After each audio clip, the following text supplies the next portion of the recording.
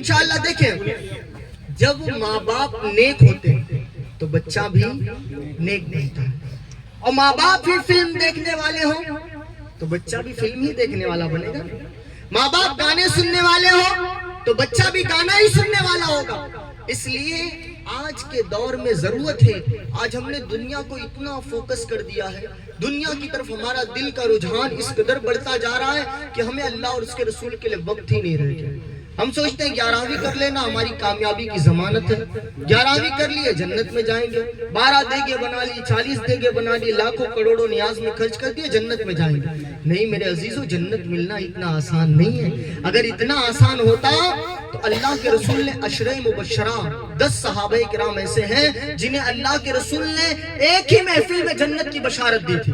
اور بتاؤ حضور کی بات کبھی ٹل سکتی ہے؟ قول محمد قول خدا، فرمان نہ بدلا جائے گا، بدلے گا زمانہ لاکھ مگر قرآن نہ بدلا جائے گا۔ ان کی بات حرف آخر ہے، انہیں جو بول دیا بس وہی ہے۔ حضور نے کہا ابو بکر تم جنتی ہو، عمر تم جنتی، عثمان تم جنتی، علی تم جنتی ہو۔ لیکن پھر بھی ان صحابہ کی تاریخ پڑھے، حضرت ابو بکر جب رستے میں جاتے تھے نا تو یہ درخت کے پتوں کو پکڑ کر کے کہتے تھے تیری قسمت کتنی اچھی ہے، مرنے کے بعد تجھے حساب نہیں دینا۔ ابو بکر کی کہیں پکڑ نہ ہو جائے میدان قیامت۔ جنت کی بشارت تھی پھر بھی، لیکن آج ہم 11ویں پر خوش ہو جاتے ہیں۔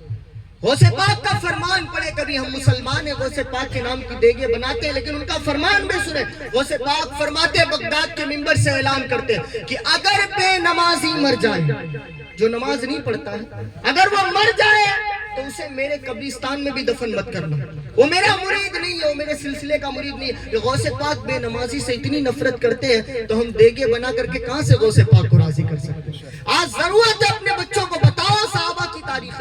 آج دیکھو نا جگہ جگہ مسلمان مارا جاتا ہے، جگہ جگہ مسلمانوں کی مسجدیں توڑی جا رہی ہے، کہیں ان کے مزارات پر حملے ہو رہے ہیں۔ میرے عزیزوں آج ضرورت ہے پہلے اپنا ایمان عقیدہ جانیں، مصطفیٰ جان رحمت کے سچے غلام بن جاؤ، جو اس در کے گدا بن جاتے ہیں نا اس زمانے کے تاجدار ہو جایا کرتے ہیں، وقت ان کی غلام ہو جایا کرتے ہیں، وقت کے لوگ حکمران ان کی بارگاہ میں گھٹنے ٹیکتے ہوئے نظر آتے ہیں۔ میرے عزیزوں میں کہنے کا مطلب یہ ہے کہ جب ماں باپ نیک ہوتے ہیں تو اولاد بھی نیک ہوتی ہے۔ آؤ میں آپ کو بتاتا ہوں ایک واقعہ۔ ایک نوجوان کڑیل جوانی کی عمر، اللہ سے بڑی محبت، اپنی پوری جوانی اللہ کی راہ میں وقف کر دی، جنگ لڑتے رہے، پوری زندگی اللہ کے نام پر وقف کر دی۔ ایک دن آپ سفر کر رہے تھے، وہ جوان سفر کر رہا تھا اور کڑیل جوانی کی عمر ہے، جوانی کی عمر میں گناہوں سے تائب ہو جانا، گناہوں سے باز ہو جانا یہ ہر ایک کے بس کی بات نہیں ہوتی۔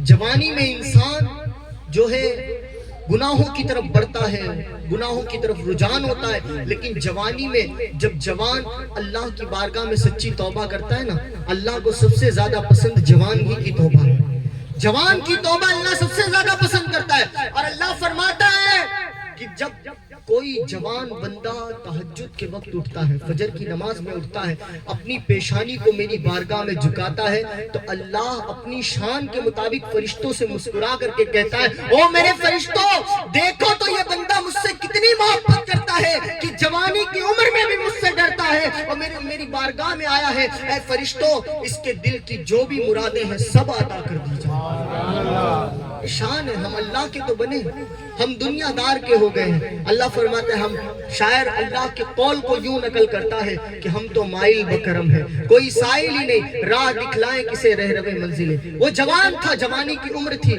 پوری زندگی جنگ میں نکالتی، پوری زندگی اللہ کی راہ میں نکالتی۔ وہ جوان سفر کرتا کرتا روزے کی حالت، روزے کی حالت۔ ایک مسئلہ میں آپ کو بتا دیتا ہوں کہ ہم کہیں سفر کر رہے ہیں، ہمارے پاس کھانے کا سامان بھی ختم ہو گیا، جان جانے والی ہے، بھوک بڑی تیزی کی لگی ہے، کچھ نہیں کھائیں گے مر جائیں گے۔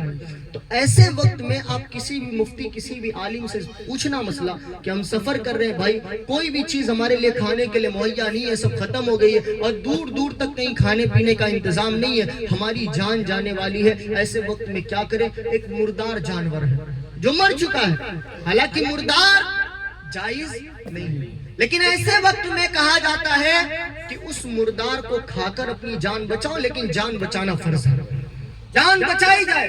کوئی بندہ سر پہ تلوار لے کر کے کھڑا ہو اور کہے سن اگر تو شراب نہیں پیے گا تیری گردن مار دوں گا، تو اس وقت شریعت اجازت دیتی ہے شراب پی لے لیکن اپنی جان بچا لے۔ یہ تو اس جوان نے، اب بتاؤ ایک چیز سوچنا، کوئی غلطی تھی، کوئی گناہ تھا، آپ دیکھیں واقعہ سنیں، اس کے بعد آپ اپنے دل سے فیصلہ کریں، لیکن تقویٰ کا ایک اعلیٰ مقام ہوتا ہے۔ اللہ والوں کی شان ہی نرالی ہوتی ہے۔ بھوک کی شدت تھی، روزے کی حالت تھی، افطار کا وقت ہو گیا، سورج ڈوبنے والا ہے، بھوک کی بڑی شدت ہے۔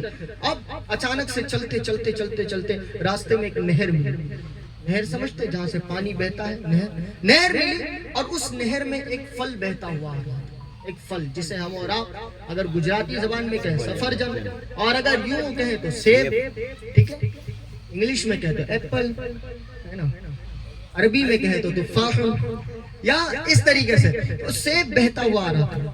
بھوک کی شدت تھی، فٹاک سے سیب کو اٹھایا، صاف کیا، کھا لیا۔ اب جیسے ہی سیب حلق کے نیچے اترا، اندر سے غیرت ایمانی نے جھنجھوڑ دی، ایمان کے نور نے اندر سے آواز دی کہ او جوان، آج تو نے یہ پھل کھا لیا ہے، کل قیامت کے دن کہیں ایسا نہ ہو بغیر اجازت کے، باغ کے مالک سے اجازت نہیں لی، بہتا ہوا پھل کھا لیا، کہیں ایسا نہ ہو کل قیامت کے دن اس پھل کھانے کی وجہ سے تیری پکڑ ہو جائے۔ حالانکہ پکڑ ہوتی، اجازت تھی، مردار کھا سکتے ہیں تو بہتا ہوا پھل بھی کھا سکتے ہیں، لیکن یہ تقویٰ کا اعلیٰ مقام ہوتا ہے، اللہ والوں کی شان نرالی ہوتی ہے۔ دل کے اندر سے آواز آئی، اگر اللہ نے پوچھ لیا تو بتا کیا جواب دے گا؟ آج ہم اور آپ کو سوچنا چاہیے۔ ہم رات کو فلمیں دیکھتے ہیں، ناچ اور گانوں میں نکالتے اپنا وقت، بدنگاہیاں کر کے نکالتے، نمازیں چھوڑ کر کے